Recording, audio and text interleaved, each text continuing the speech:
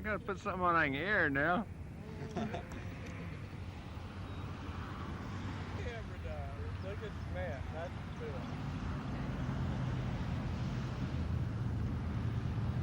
Are you taking real pictures, man?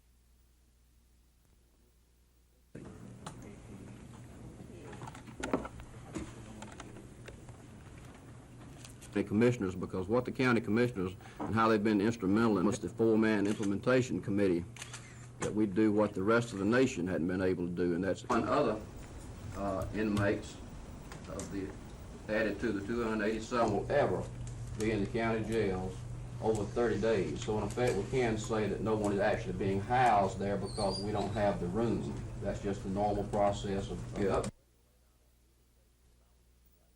The legislature's already laid out its meeting dates for the balance of the session. The next meeting date will be July 12th, after a week off for the 4th of July holidays. Last night, the Senate adjourned in the middle of a lengthy fight over a bill that would set up a mechanism to provide dismissal hearings for support personnel like school secretaries, bus drivers, or lunchroom workers. No ifs and buts about it. They're entitled to know from whence they came and for what went wrong as to why they're being terminated. I have problems with your bill as received from the House. The problem centers on appealing any decision of the school board. AEA-backed senators like Rio Kirkland want binding arbitration. Others want either non-binding arbitration or a right to go to court. That fight will be picked up when the Senate gets back to work. But there's still plenty of work left for the special interest groups, with only 6 legislative meeting days left in this regular session. The Alabama Education Association is still hoping for increased hospital medical insurance benefits for its teachers. The labor forces are working on House members to pass a prevailing wage bill. The Trial Lawyers Association are also hoping for support from House members on a comparative negligence bill. And Governor Wallace is still waiting for the rest of his so-called revenue enhancement measures, as well as the state's 2 budgets. Chris Grimshaw, WSFA TV News at the Capitol. When he came into office early this year, Commissioner Smith set a July 1st deadline for complying with more than 10 years of federal court suits against the prison system. But it is an exciting day because we have ended overcrowding. This is something really that hadn't been done in this state in decades. Mr. Smith says the opening of new prison facilities and the establishment of a work program for inmates to repay their victims are part of the solution. See, that's the whole goal, is instead of sentencing them to the state institution, a property offender, especially first-time property offenders, they'd be actually sentenced to this supervised intensive restitution program, and judges are actually already doing that. All this allowed more than 1,200 inmates to be moved out of overcrowded county jails in the past month. Now prison officials say there are no state inmates in county jails except for some who help with work in the jails and others who are being held briefly while awaiting trials, appeals, or transfers. Commissioner Smith says now that overcrowding has been eliminated, he'll be working with district attorneys, legislators, and judges from around the state to make sure it doesn't happen again. Tom Foreman, WSFA TV News.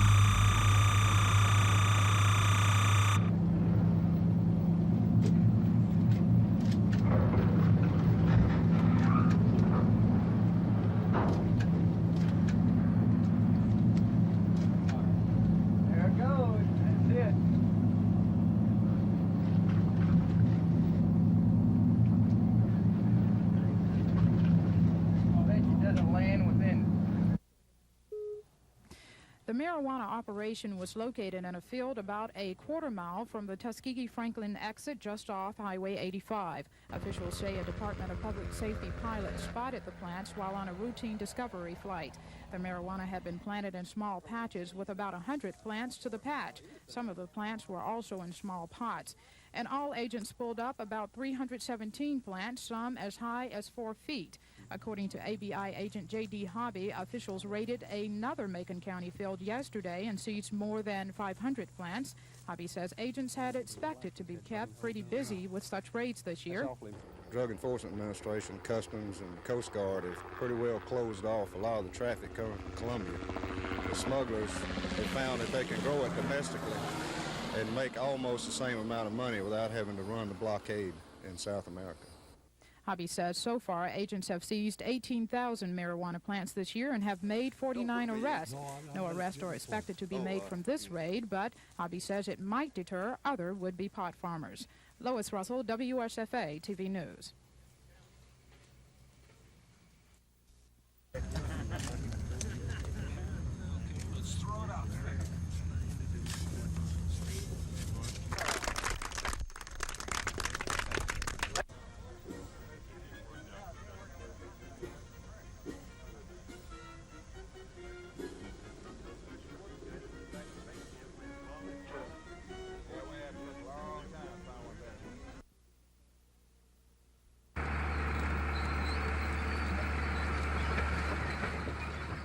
This is the first day Bo Greer has been able to get out into his fields to plant. Like many other farmers, he had to wait for the ground to dry before he could move his heavy machinery into the fields.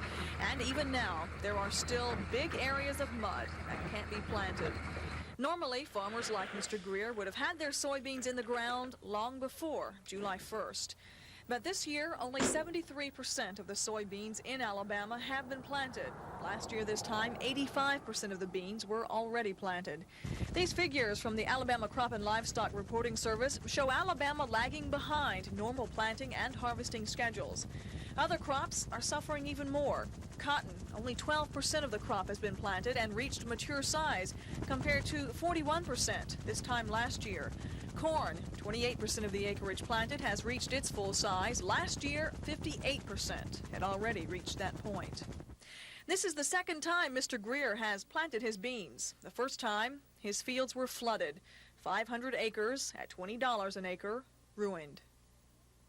As of yesterday, the Montgomery area had received 43.94 inches of rain. The normal amount for this time of year, only 26.46.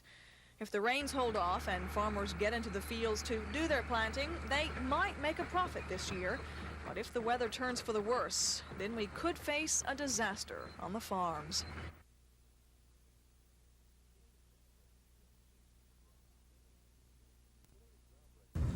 Let's throw it out there. Today's groundbreaking ceremonies for the barracks symbolizes more than new construction, but a new philosophy by Congress toward Fort Rucker. This new structure will be replacing old and worn-out barracks that were built back in 1942 when the post was founded. This is a milestone for Fort Rucker, something we've been working on for years. And in the summer of '85, for the first time, every enlisted man and every officer on this base will be living in first-class brick and mortar or newly renovated quarters that are second to none. The barracks complex isn't the only construction underway on post. If all types of funds, both appropriated and non-appropriated funds, are concerned, close to $45 million worth of work. The largest project underway is the remodeling and additions to Lister Army Hospital. More than $17 million is being pumped into that project. Congressman Dickinson says with each dollar the federal government puts into construction at Fort Rucker, it becomes a more important and permanent post. Colonel Barney agrees. If you're going to put that type of money into an installation, build these permanent facilities, that indicates that both the Congress and the Defense Department have indicated that facility is needed and that it has a permanency, because we just can't afford to spend that kind of money on something we're going to discard. Don Phelps, WSFA TV News, Fort Rucker.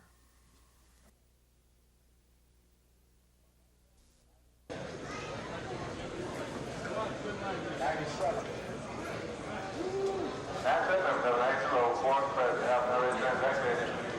Fort President.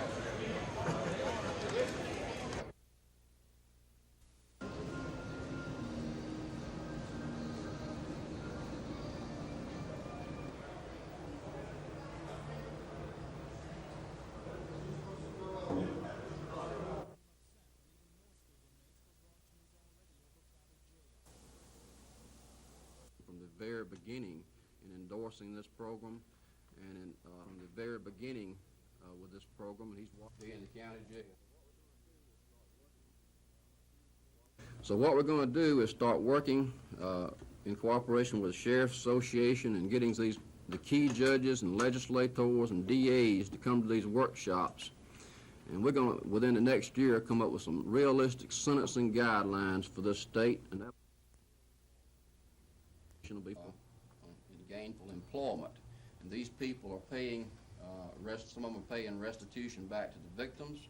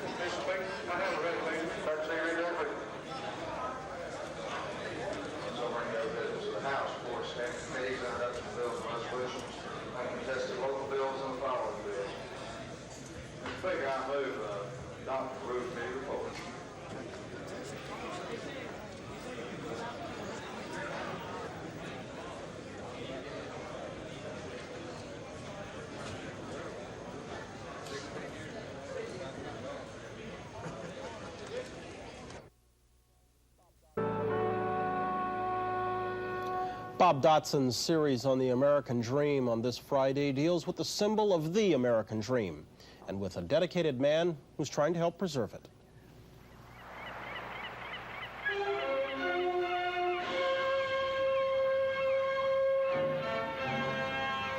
You could fill an ocean liner with the number of people who come to the Statue of Liberty each day. It is the most photographed monument in the world. A vision of America overlaid many times. Yet, still another tries, looking for what has not been seen. Peter B. Kaplan maneuvers his camera on a 17-foot pole, while an assistant snaps the shutter from inside.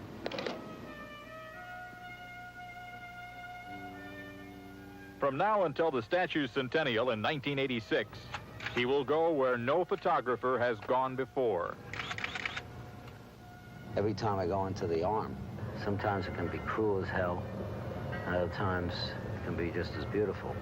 I've been up there at sunrise, and 3-4 minutes, and I've almost lost my fingers.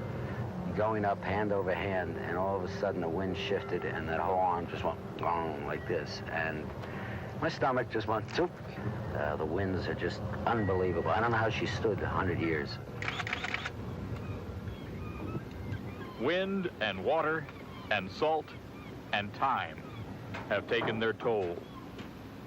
Rivets are rotting out. Liberty's dress is folded with rust. Now, this is the hole that I saw before. The statue will soon be closed for renovation. The sale of Kaplan's pictures will help pay for it. Oh, my God, you can see all the way down to the foot. This is somehow fitting. When Liberty first came from France, it was the nickels and dimes of 1 million immigrants that put her in her place. She has lasted because a young French engineer figured a way to hang each copper section independently so none would weigh on its neighbor. The young man was so successful, folks in Paris asked him to build a tower the same way. Mr. Eiffel said he would. Liberty was a gift of Friedrich Bartholdi. He fashioned the statue's face in the image of his mother. The arms were molded after his wife's. And he found the soul of us all.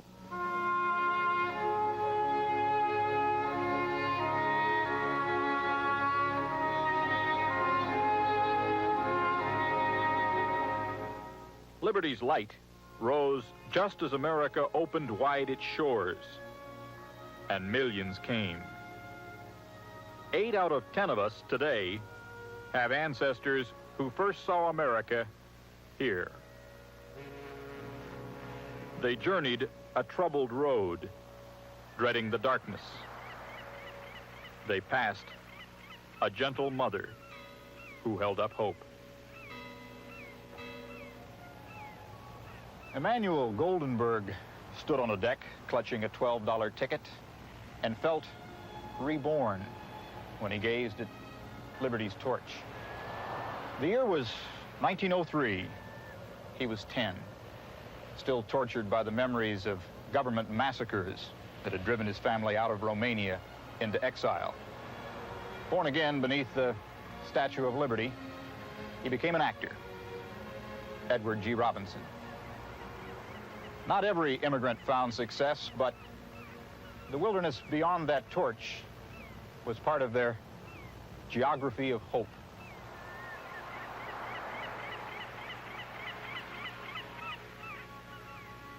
"36,000 sunsets have colored New York Harbor in the century since the statue was built. That's good. Yet, she still stands, a kind of national conscience, welcoming, sheltering. Okay, fire. Perhaps it would be easier to shoot this wrought iron dream against a stained glass sky. There is no need for years of climbing.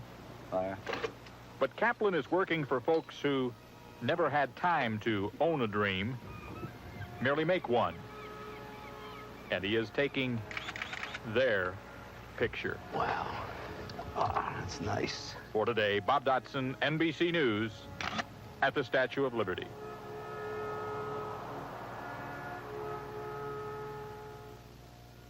What a wonderful piece of... What's on your mind? I just bought a rat. You want to see?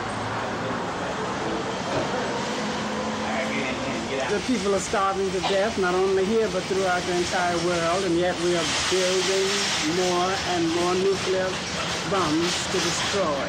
And that's something we all need to worry about or do something about it.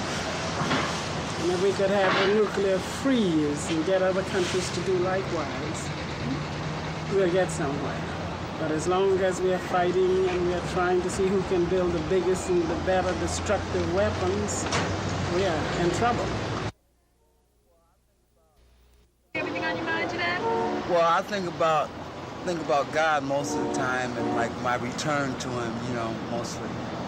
Think about this crazy weather. And it's weird, ain't it?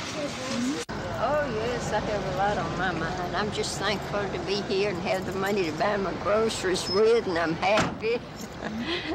And I think about my children that are not here, that live off.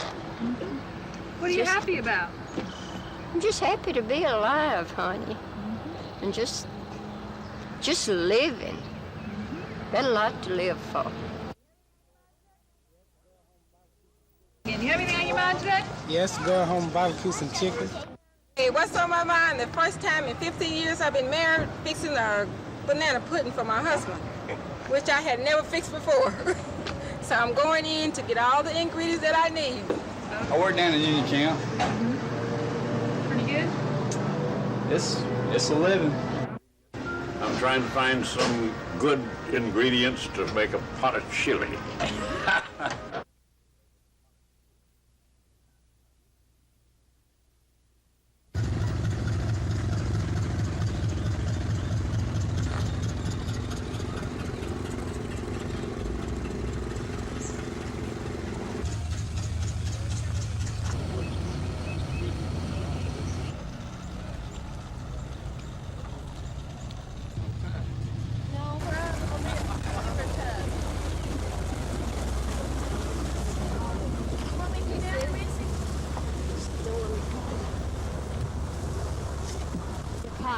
Jesus.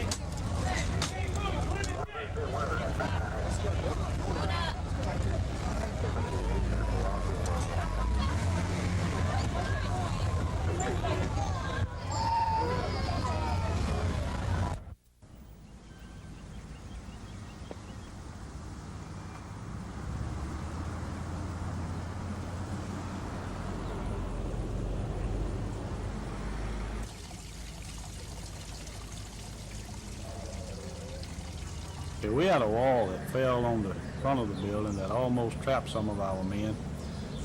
We had 3 firefighters that were taken to the hospital. 2 of them from heat exhaustion, and 1 of them fell and injured his leg. They were treated and released. They're going to be okay. We're just mopping up down there. We've got several hot spots that we're having to overhaul and try to keep it from building up too high. It's going to be smoldering for quite a while because all the brick and the debris and the roofing is all piled in together, and it'll be a while before we get it all put out.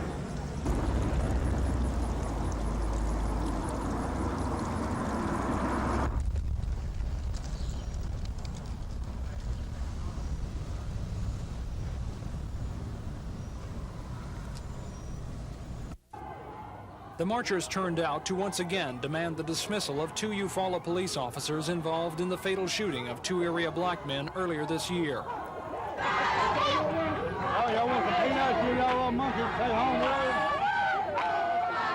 But when the marchers entered downtown, they were met by a group of men who yelled insults at them as they passed.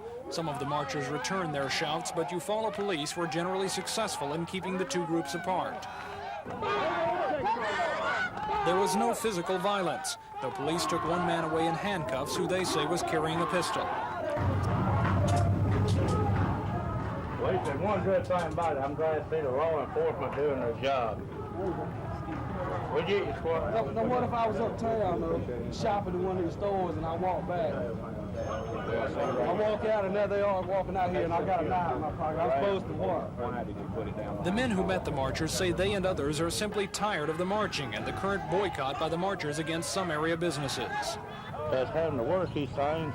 They're just about fed up with. Like I said, it's the same old thing over and over and over. And maybe they need to go somewhere else for a change. Yeah, you follow. We're tired of them being here. Fight for justice and... This march was, however, smaller than previous marches have been. But when the marchers gathered outside City Hall at the end of their route, they said they were not discouraged. This is a holiday weekend, and we wasn't expecting a huge crowd because we didn't announce it up until last evening at our mass meeting. And we're grateful for the people that came. We understand everybody's on holiday, and they're with their people, but we're so grateful for the one that came. March leaders say they'll continue their movement until they get the kind of justice they want. However, other people around town say today's small numbers indicate the movement is dying out. Tom Foreman, WSFA TV News in Eufaula.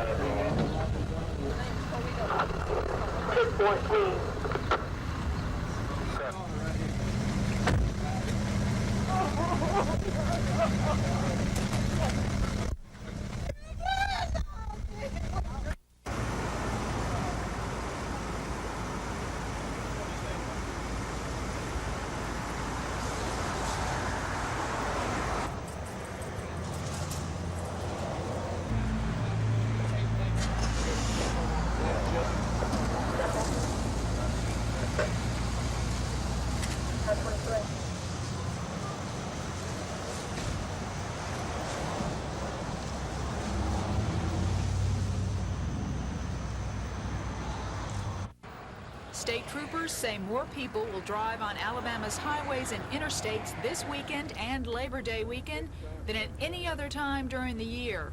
Well, as you know, that we've had a lot of rain here in Alabama. People have been tied to their homes. They've been tied in. They haven't wanted to go anywhere because they've been afraid it would rain. This is the first good weekend that most of them have had where they're going to be off again Monday. They can make it a 3-day weekend. Some of them even took off Friday. Because more people will be out on the road, there is, of course, an increased chance of accidents.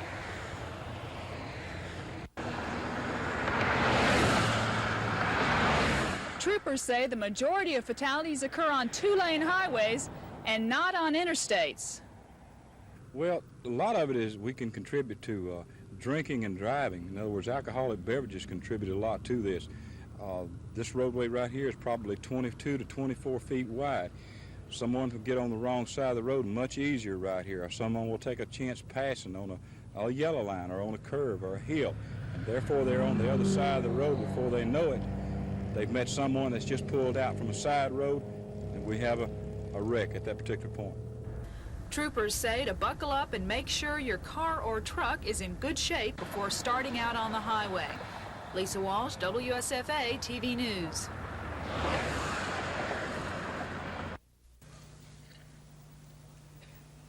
For defending champion Martina Navratilova, only one problem on center court today. She nearly lost her skirt, lunging for a volley in the opening game of the women's singles final. For challenger Andrea Jaeger, at 18, the youngest finalist in 30 years, it was an uphill fight. The force and speed of Navratilova's game kept Jaeger nervous and off balance. Navratilova swept the first set 6-0, rarely allowing Jaeger to deliver the powerful ground stroke she used to defeat Billie Jean King. Jaeger managed to rally, but only briefly, and after 54 minutes of play, Navratilova took the second set 6-3, and with it, her fourth Wimbledon singles title in 6 years.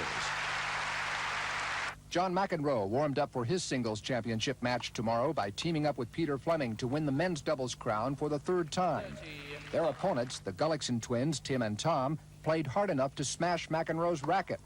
But McEnroe held his famous temper in check, berating only himself. Game to Gullickson and Gullickson. Then it was Navratilova again, pairing with Pam Shriver to win the women's doubles title for the third year in a row, defeating Rosie Casals and Australian Wendy Turnbull 6-2, 6-2. In all, a good day for American players. Doubles champs Navratilova and Shriver, McEnroe and Fleming, and singles champion Navratilova, all title winners, setting the stage for a possible American sweep of Wimbledon titles, the first since 1939.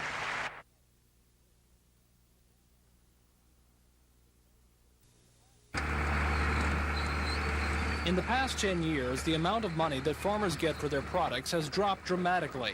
That's according to Dick Fifield. He's the director of the Department of National Affairs for the Alabama Farm Bureau. He's really in almost a position of disaster today.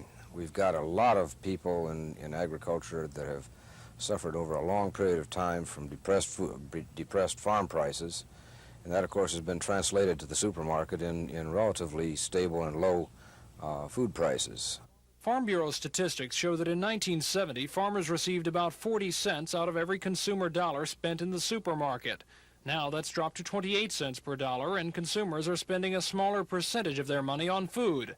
But if food prices have risen and farmers aren't making more money, who is?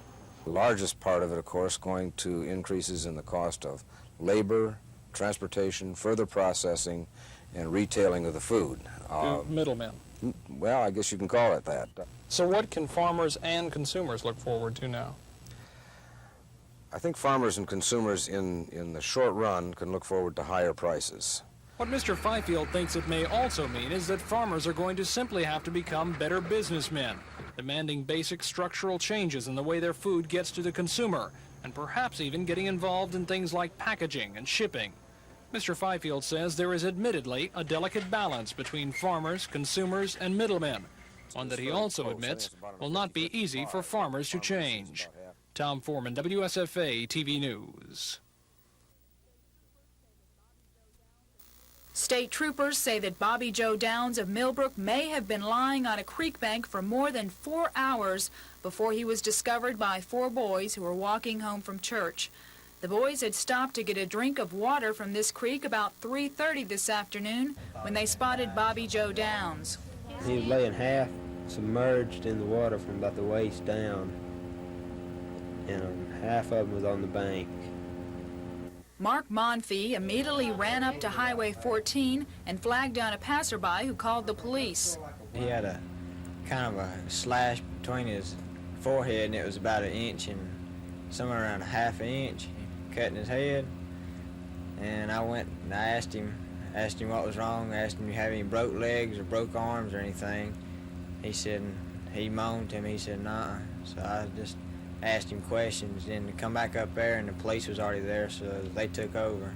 State troopers say Bobby Joe's orange Vega ran off Highway 14 about 2 miles east of Interstate 65. He hit a culvert and then was thrown out of the car. The accident is still under investigation. Bobby Joe has been unable to tell troopers exactly what happened. Lisa Walsh, WSFA TV News.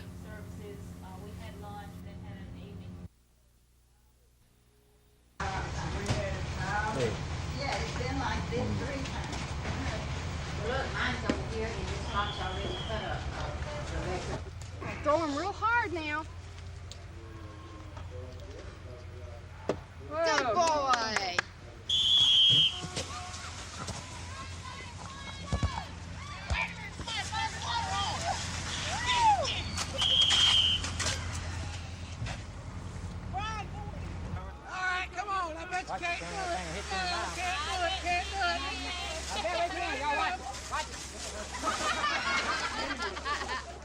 What you're gonna do, there's all kinds of gum and toys and rings and everything in here. What you do is you go in and you try to find them.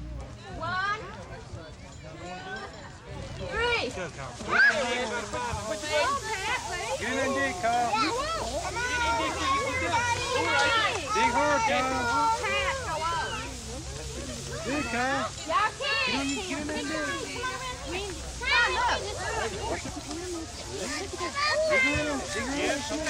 Big kids, have the little kids. Let the little kids. Have the little kids.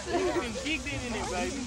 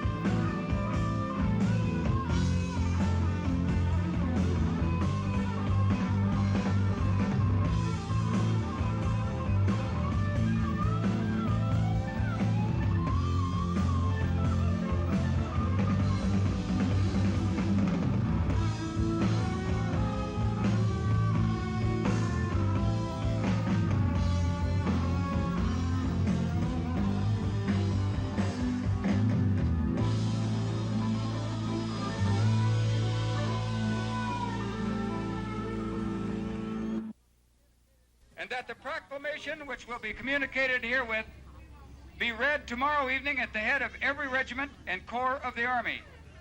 After which the chaplains with the several brigades will render thanks to Almighty God for all his mercies, particularly for his overruling the wrath of man to his own glory and causing the rage of war to cease amongst all nations.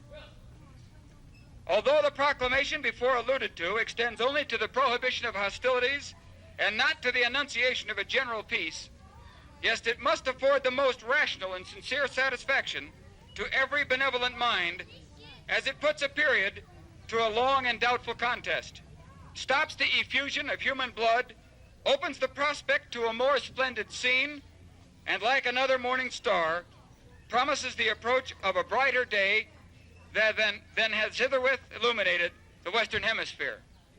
On such a happy day, a day which is the harbinger of peace, a day which completes the 8th year of the war, it would be ingratitude not to rejoice. It would be insensibility not to participate in the general felicity. And that means, folks, the war is over, and we should have a good time. Happy 4th of July.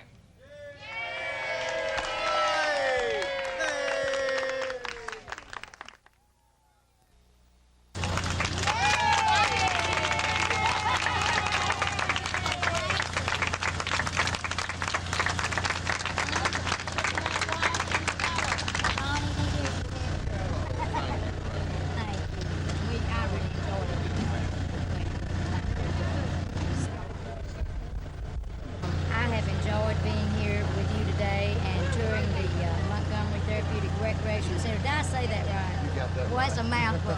And I want everybody here in Montgomery to know that today I was made aware of a wonderful, marvelous center that you all have here. And I hope that y'all will go out and see this, because it helps a lot of people, not only here in Montgomery, but everywhere. And you have a marvelous thing here, and I hope y'all will support it. Thank you. Thank you.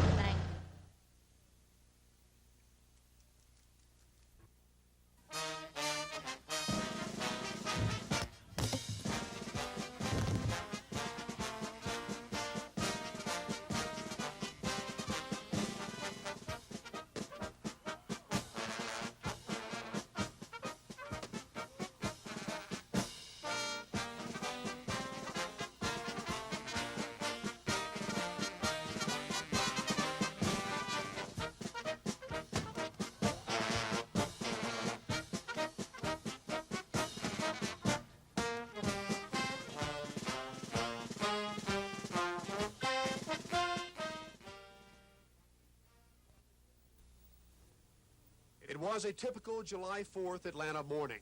Temperature 77 degrees, humidity at 88% as 28,000 runners started the annual Peachtree Road Race.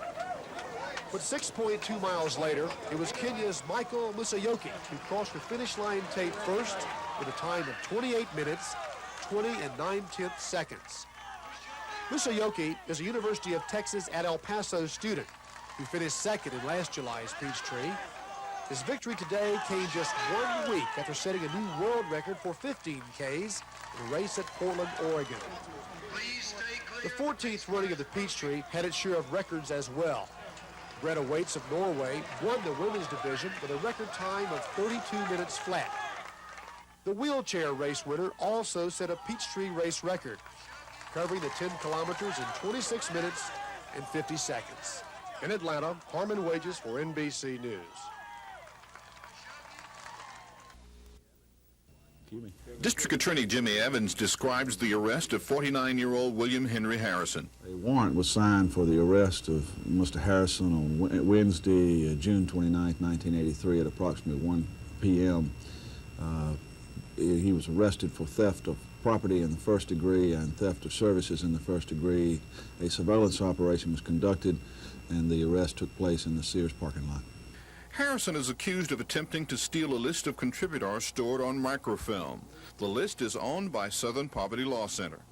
Sources close to the investigation say Harrison allegedly asked the Law Center employee to steal the list for him and that he would pay $1,000 for it.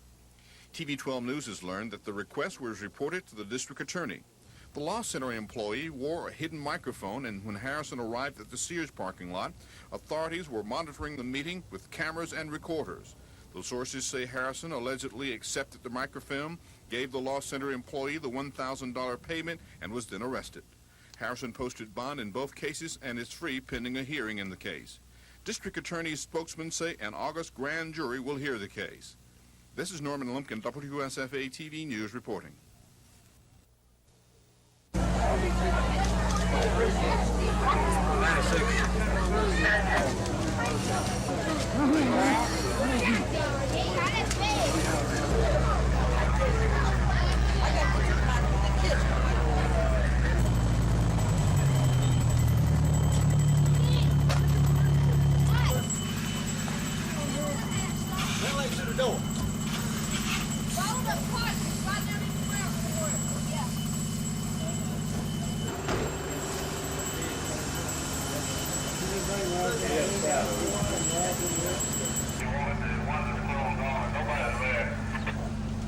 That can't go off of the swing on the ground.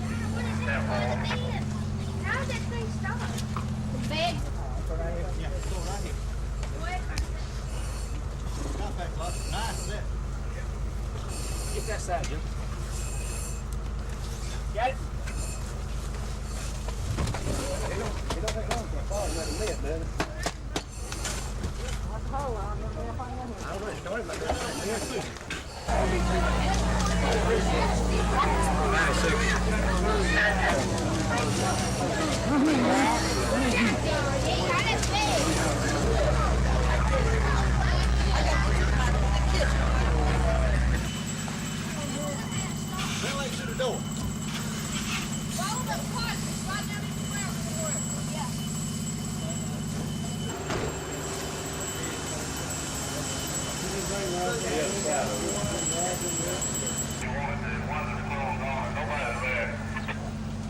That's 10 co-op up the stream on the ground. How did that thing stop? The bed? Yeah, it's all right here. Got back a lot. Nice, is it? Get that side, Jim. Got it? It don't take long to fall in that net, does it? I don't know, it started about that. The interim president of Auburn University, Dr. Wilford Bailey, calls the pay problem here unbearable. Only 2 schools in the SEC pay their faculty less than Auburn does, Mississippi State and the University of Mississippi. The average salary for an Auburn teacher is $26,700. Most of the other SEC schools pay their teachers more than $28,000. According to Dr. Bailey, the pay situation is making it tough for Auburn to hold on to its experienced full professors. Some people will stay for a few years because they're dedicated and loyal and they like the program, they like the community, they like the institution. But people can't be expected to stay indefinitely when there's that kind of salary differential. But I do know that in certain schools on campus that there have been some people leaving Auburn to go to the University of Georgia, for example. Both men insist students aren't being shortchanged by this brain drain, for right now that is, for they believe the quality of education at Auburn will suffer in the long run if teachers' salaries aren't increased. And it's amazing really that this institution has been able to maintain the quality it has. Hopefully we won't wait until we're last in the Southeast before someone decides to take action. Susan Silvernail, WSFA TV News in Auburn. The center had plenty of posters, but not a lot of publicity. Officials say that's why the concert failed. But the loss doesn't mean the Recreation Center for the Handicapped is on the verge of closing its doors. Far from it. No, the center is not going to close. But we have a unique situation here in that the people we deal with are handicapped. We have to keep a one-on-one ratio with our students and the people that we serve. We do not have a program director. We do not have a part-time aide. We are all working hours and hours to make this thing go, and we needed the money mighty bad so that we could expand our programs and additional personnel that we really need to have a first class and continue to put out first quality programs. The popular swimming class continued as usual today.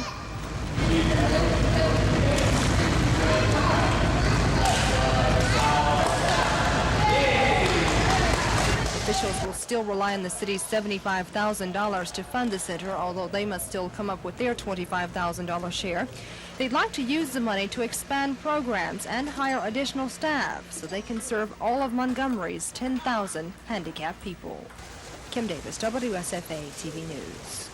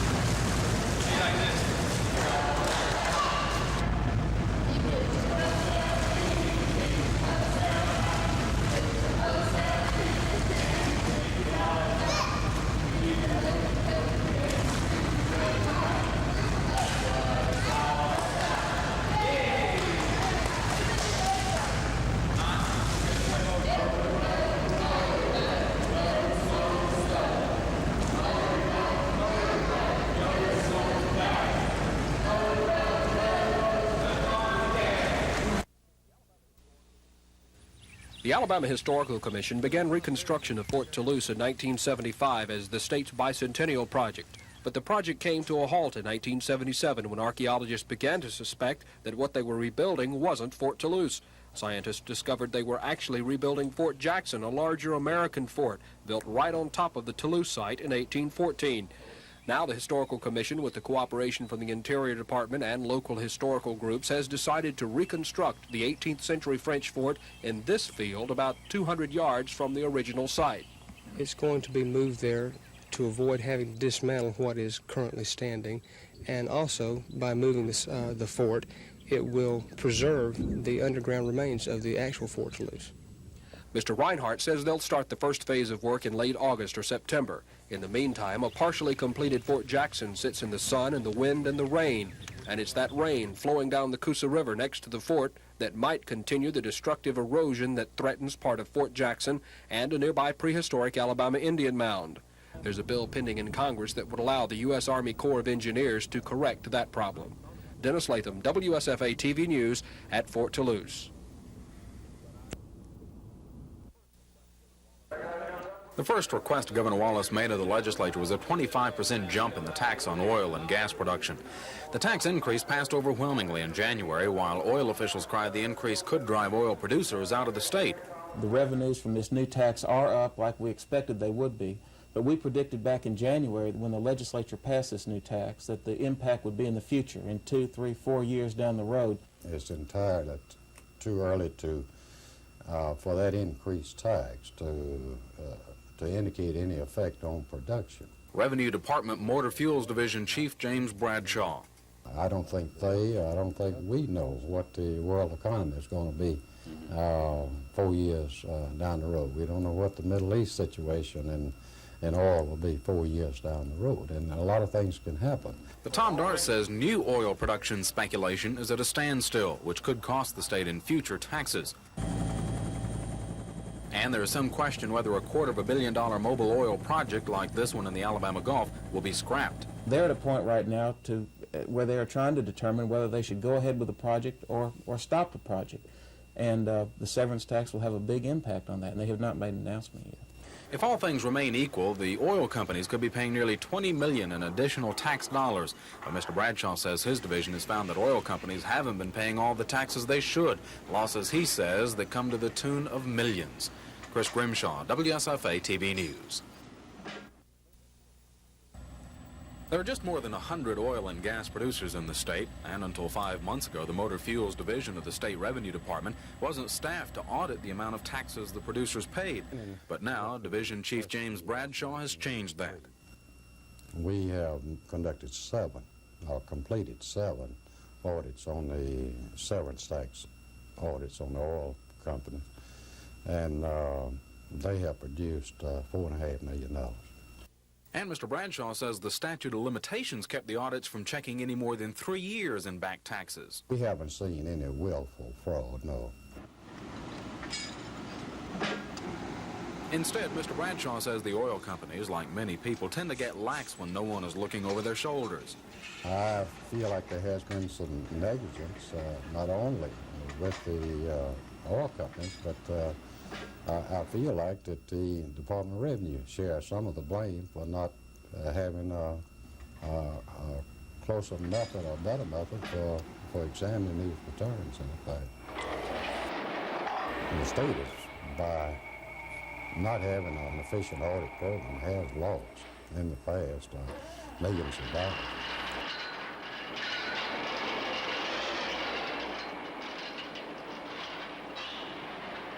Mr. Bradshaw says auditing oil companies is a new venture, an education they're getting by first auditing medium-sized producers. Now he says it won't be long before there are more auditors checking larger producers. Chris Grimshaw, WSFA TV News.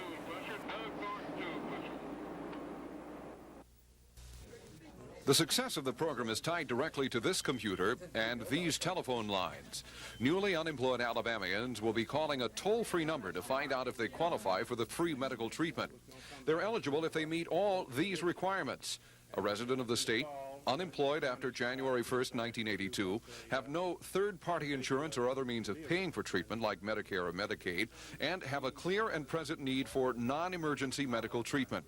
Once they've met the qualifications, they'll be referred to a participating physician in their area. Dr. Ken Yon of Eufaula and Medical Association President Dr. Hamilton Hutchinson of Montgomery say this is the physician's way of responding to the critical needs of thousands of workers who've never been unemployed and perhaps are too proud to otherwise ask for help. And Governor George Wallace agrees. 250-odd thousand who became unemployed in this state were people in the middle income class, middle income or middle income, and they dropped overnight from this particular position where they owned automobiles, maybe a boat, to abject poverty. The program begins tomorrow with calls being accepted at this toll-free number, 1-800-321-2829, or in Montgomery, 264-6324. The Medical Association says out-of-pocket lab work, x-rays, medical and drug supplies, and hospital stays are not included in the free treatment. I'm Bob Howell, WSFA TV News. Could you explain the screening process, who's involved in that? Restaurants that give law officers meals or special discounts on meals say it's a practice that's been around for many years. Officially, Montgomery police have a policy against it. We don't encourage it, like I said, and we certainly don't promote it. But when it does happen, then we don't have any problem with them accepting. Just how many policemen, state troopers, game wardens, and others take advantage of the situation is unknown. But a letter from an officer who was concerned about it was enough to prompt the Ethics Commission to question the practice. If the meals are given with some understanding that they're going to give preferential treatment in protection of that eating establishment, then that's a violation of the ethics law. So what does today's decision change? Doesn't change a thing, because if we ever caught one accepting anything, meals or otherwise, for preferential treatment, we would be highly upset. We wouldn't need the Ethics Commission to tell us that. In short, officers will continue to accept the free or discounted food just as they have for years. But now they'll have official state approval to do so. Tom Foreman, WSFA TV News. I'm very sorry that they have to run over because of the cost, you know, to the general fund. And in 1982, the primaries and general election cost the taxpayers nearly $4 million. That's $4 million if you had primaries and election that could match $25 million of Medicaid money. But of course, I will announce the time of the election probably by Friday.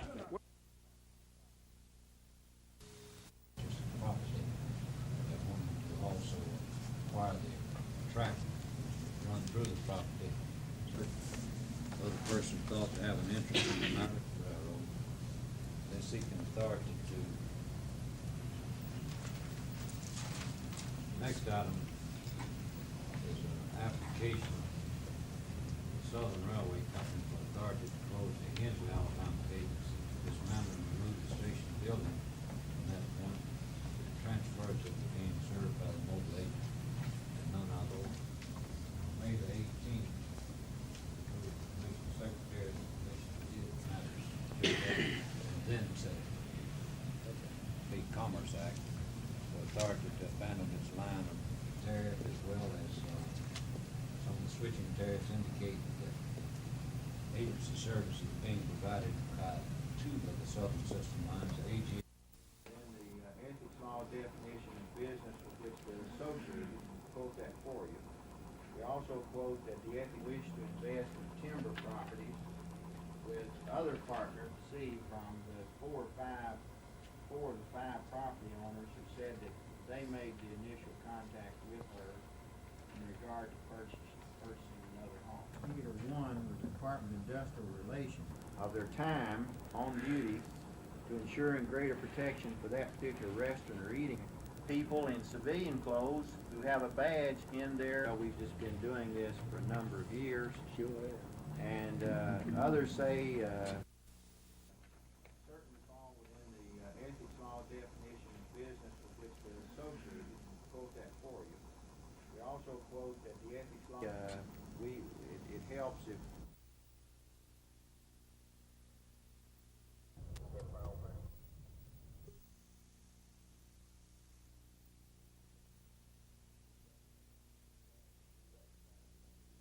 Doesn't change a thing, because if we ever caught one accepting anything, meals or otherwise, for preferential treatment, we would be highly upset. We wouldn't need the Ethics Commission to tell us that.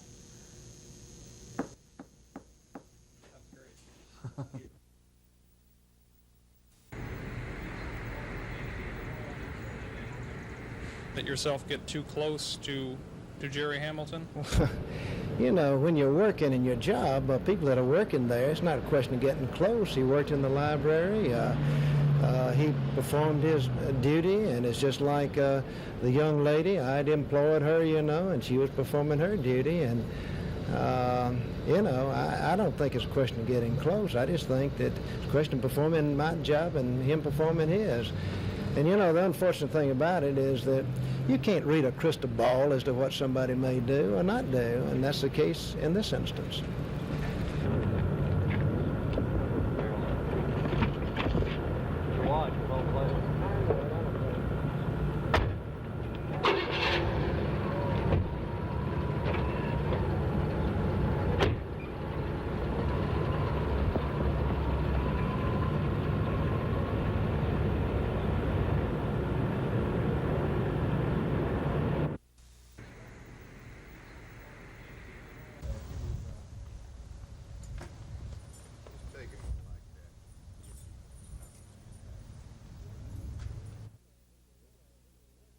You know, when you're working in your job, people that are working there, it's not a question of getting close. He worked in the library.